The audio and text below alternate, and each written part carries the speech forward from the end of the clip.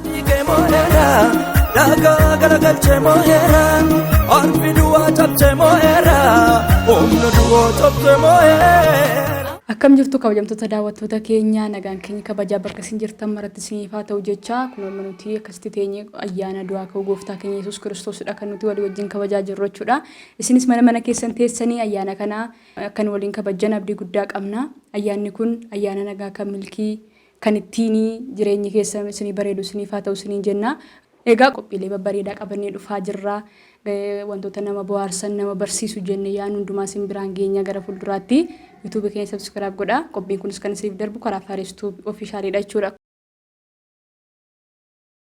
Ishi hundumtu keessan nagaa Waaqayyoo isiniif haa ta'u baga ayyaana du'aa ka'uu gooftaa keenya Yesuus Kiristoos nagaan keessanii ani maqaan koo Kidaanee Lammeessaan jedhama kan hin jiraadhu Bishooftudha bakki dhaloota koo Wallagga Lixaa. Obboleettii keenyatti dabarsa.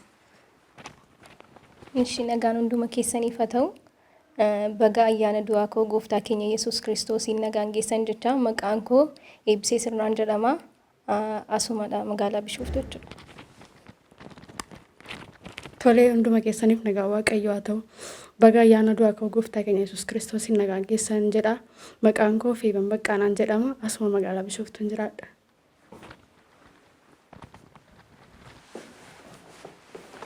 Tolee nagaan gooftaa isiniif haa ta'u. Anis maqaan koo Dureessaan jedhama. Abbaan koo Biraanuudha. Magaalaa Bishooftuun jiraadha. Kutaa magaalaa Duukam jechuudha. Kanaaf obboloota wajjin ayyaanessuuf walitti qabamne jirra. Galatooma.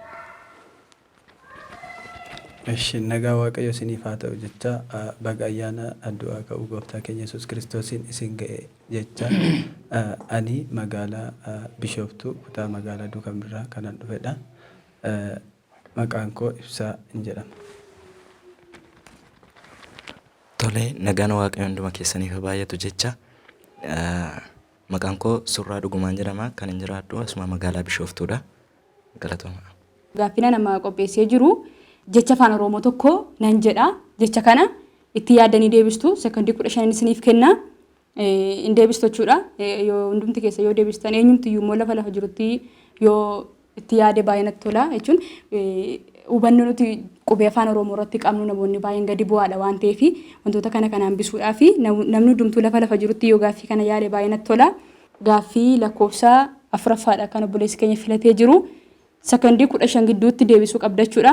Gaaffii lakkoofsa 4ffaa diddiimate jechi jedhu qubee meeqa qaba? Lakkaa jira. Diddiimate jechi jedhu qubee meeqa qaba? Diddiimate. Gaaffii kana barreeffatteerta waan ta'eef siin kennu.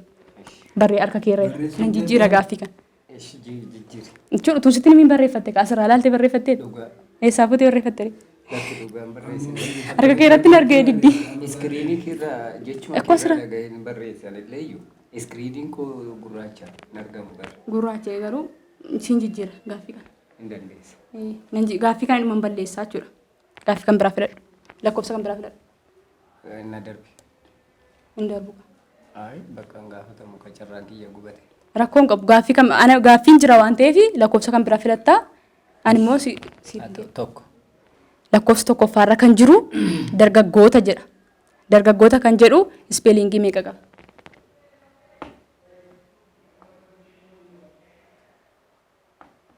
Lakkaa jira.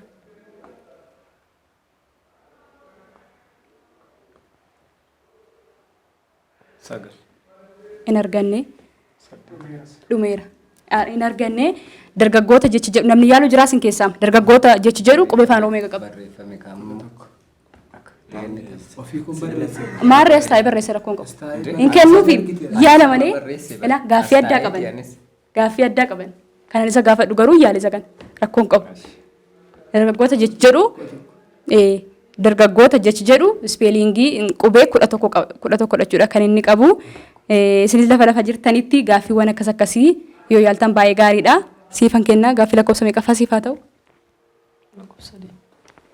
Gaaffii lakkoofsa sadaffaa daddaraaroo jedha. Daddaraaroo jechi jedhu qubee meeqa qaba? Sekondii 15 qabdi. Torba miti? Ja'a miti? saddeetis miti hin arganne jechuudha. Egaa daawwattoota keenya uffata kanaan kan nu miidhagse mana uffata aadaa Beenezer magaalaa Bishooftuu Iddoo Geettii jedhamu daandii dambiitti gad buusuu irratti argattu. Bilbila asii gaditti iskiriinii keenya irratti isinii keenya bilbiltanii argachuu dandeessu, kireeffachuudhaaf, hojjechiifachuudhaaf diizaayinii garaa garaatiin isin hojjeta waan ta'eef bilbiluu fi dandeessu. Qophiin keenya akkuma tuffetti jira. Ayyaana kanas kun walumaa wajjin kabajaadha kan nuti jirru. Isinis lafa jirtanitti ayyaana kana akkasiin kabajaa jirtan shakkii hin qabnu. Gaaffii tokkoon isin gaafadha. Lakkoofsa filattu jechuudha. Ammas tokko amma jaa filattu tokkodha gaaffii isiniif qopheesse. Gaaffii kun gaaffii addaati. Hundumti keessa yoo deebistan natti tola. Sekoondii isiniif qaba. Gaaffii tokkoof sekoondii 15 isinii kenna. Sekoondii 15tti deebistu jechuudha. Itti yaadaniiti kan isin deebistanii sekoondii 15 isinii kenna. Sekoondii 15 keessatti deebisuu qabdu. Tokko amma jaattidha kan isin filattanii. Buletiin keenya hin arganne daddaraaroo jecha jedhu namni yaalu jira.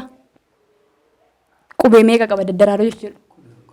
Daddaraaroo jecha jedhu qubee 11 jechuudha kan inni qabu.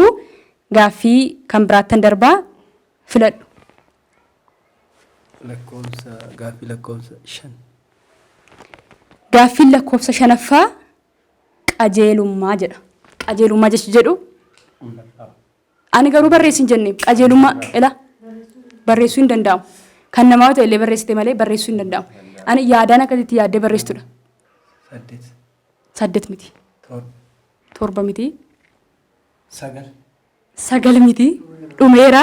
Qajeelummaa jecha jedhu namni yaadu jira. 10 miti. 10 miti 11dha. Daddaraaroo jecha jedhu qubee 11dha jechuudha kan inni qabu. Qajeelummaanis daddaraaroonis 11 qaba lammasaayyuu. Gaaffii carraa biraa eebboodhaaf. Gaaffii lakkoofsa 6ffaadha kan isheen filattee jirtu. Gaaffii lakkoofsa 6ffaa lammeeffate jedha. Lammeeffate jecha jedhu qubee meeqa qaba? Sekoondiin kee lakkaa jira.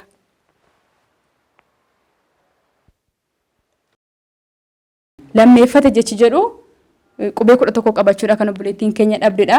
Qubee 11 qabaa. Gaaffii kan biraattan darba kan nama biraati. Lakkoofsa filadhu. Lakkoofsa 2 fi lammaffaa afuraffaa. Lammaffaan maal jedha? Oromummaa jedha. Oromummaa. 12. 12 miti. 11.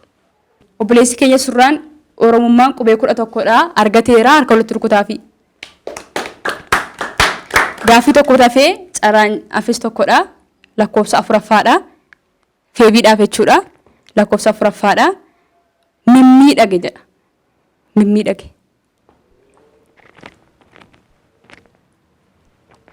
Mimmiidhage. 11.